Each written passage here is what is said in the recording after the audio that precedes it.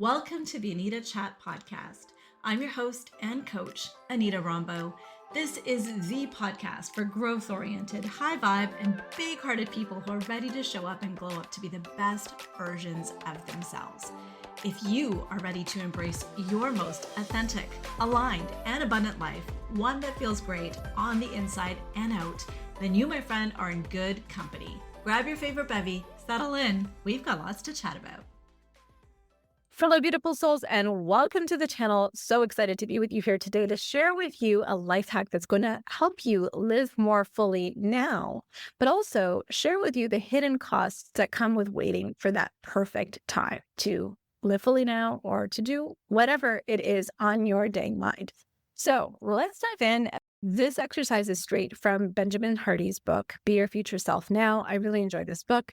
The premise of this book is essentially the more that you are connected to your future self, the more or the better you can live life in the present. So having a strong connection to your future self really helps you appreciate, embrace, create purpose and meaning in your present state of being. So Benjamin in his book talks about a time where he was actually in the throes of writing a book, on his way home from writing a book, long, hard day, mentally just kind of needed a minute, has 6 kids at home, all young kids, lots of high energy. And he just wasn't really kind of feeling like I'm ready to enter the door. Sometimes you just need a minute. Sometimes you just want to numb out. So, what he did instead was he connected to this idea of his future self. And he thought, okay, well, let's just imagine that we are 20 years into the future. So I don't know, let's say you are 60 years old or 70 years old, and your kids now are 20 years older too. So they're no longer at home. And let's say the 70-year-old version gets the privilege of time traveling back in time and spending this moment now, being able to spend this moment, spend this day in this little slice of time, the sliver of time when your kids are 20 years younger. Would your 70-year-old self just be so happy to be 50 again or 40 again and be in a living room and be on their floor and play with the kids? You will never get your kids at that age again. You'll never get that moment again. How would it feel for that future self to be able to time travel back in time and to experience this moment again? And boom, he walked in the door with this exercise, and it just changed everything for him. He appreciated his kids that were back and forth. He appreciated his, child that wanted to play Legos or, whatever. He just saw beauty in everything, even the chaos, right? Everything was just so beautiful. So this is a really wonderful way for us to really live fully now. Live as if this is the last time you're going to have this experience, or that you get to go back in time and have the privilege of doing that, because these are all just seasons of life that we're in. The days may seem long, but the years are really short. And this is just a season that we're in. And this is an opportunity for you to really cherish the season that you're in. So his gratitude levels went up, and he was really able to just take this perspective and live fully now. So continuing on with this concept of future self, here's some big ideas that I want you to hold close to your heart. And the first one is your future self is not some distant one-day version of you. All right. She is here right now in your body. She is the accumulation of every choice you are making right now. Every yes, every no, every boundary you set, every time you choose to nourish your body instead of running on fumes, every time you choose connection over distraction. Once again, Benjamin Hardy sums it up perfectly. The more emotionally connected you are to your future self, the more power you have in the present. If you're very clear on who you want to be when you grow up, what direction you want to go in, that's the more power that you have in the present to create the circumstances, the opportunities to make choices that are going to support that vision of you. So let's break this down into 3 truths that you need to know right now.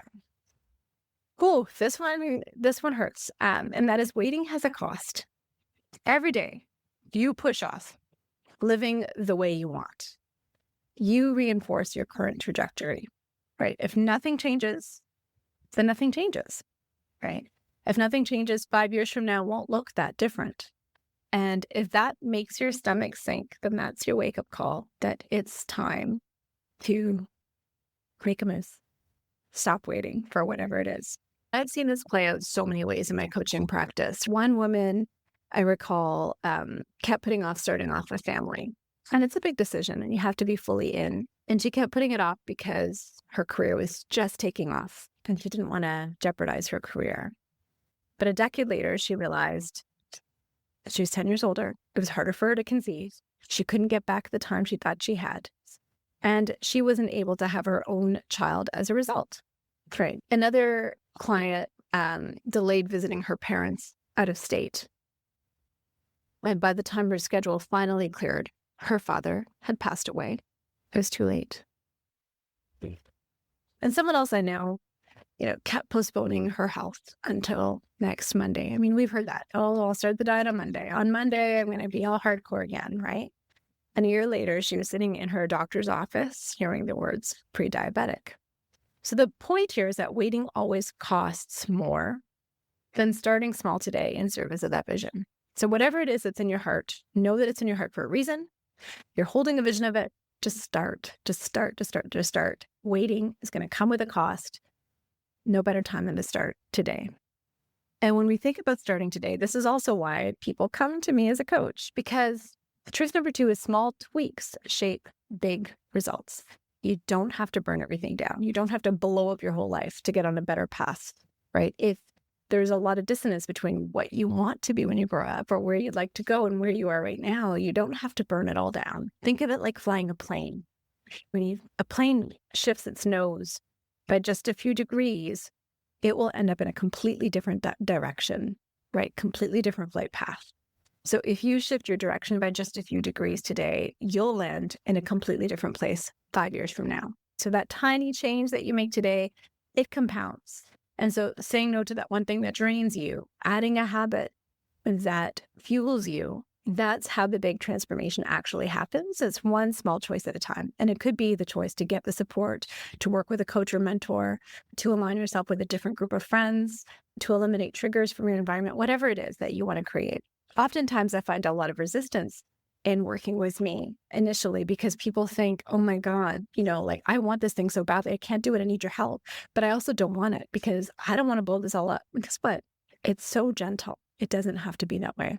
So that brings me to the third truth, which is you can live fully now. I just shared a hack, the Benjamin Hardy hack. Was that amazing, right? But your future self isn't waiting on more time. She's not waiting on more money. She's not waiting for the stars to align, but God knows I love my woo, right? She's waiting for you to embody her right now. She is inside of you, right? That might mean saying no to overcommitment. That might mean asking for support or prioritizing yourself today, not someday, today. Right? It might mean creating deeper connections with your kids. It might mean creating deeper connections with your partner or your friends instead of waiting until life slows down. I want to remind you that living fully is not about perfection. It's about intention, about deciding, about committing. I'm not going to keep postponing the life I actually want. I'm going to live it right now. So let's do our exercise together. Grab your journal and write down, if nothing changes, what does my life look like in 5 years? And be honest, no sugarcoating. And then I want you to write, what would my dream version of me be doing, feeling, and experiencing 5 years from now? And then I want you to ask yourself, what is one small shift that I can make today that my future self will thank me for? That's how you start collapsing the gap between who you are now and who you want to be. If this episode is resonating, it's because deep down, you're ready. You're ready to stop running on fumes. You're ready to feel energized and present. You're ready to live as that future self now. And that's why I created your Ignite Your Light Summit, Live Fully Now, because I wanted to give you the tools and the practices that you can use immediately to start living that life that you have been craving.